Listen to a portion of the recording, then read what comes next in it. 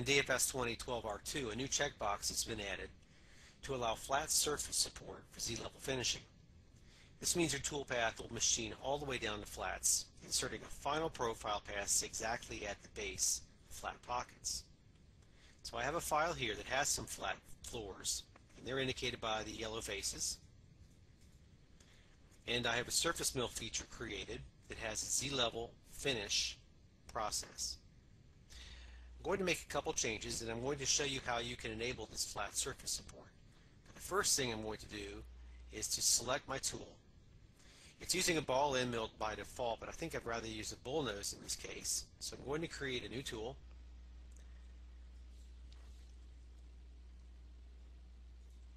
And just make it a 12 millimeter end mill with a 1 millimeter radius. So I'll turn off ball end, and I'll set my end radius to 1.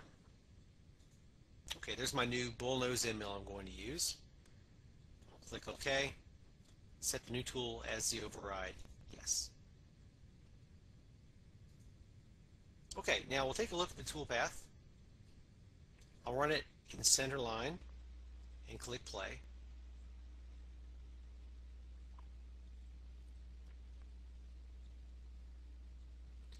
And as it machines down this part, I'll change it to transparent so we can see everything. Go to a front view. And you can see here that here's a flat area, and my toolpath is staying above it because this flat area happens to fall between the Z increments.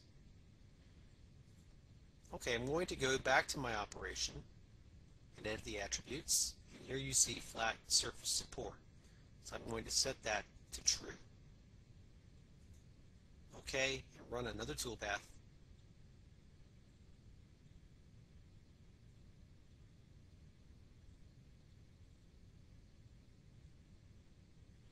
And you see that I now have an extra toolpath exactly on that flat.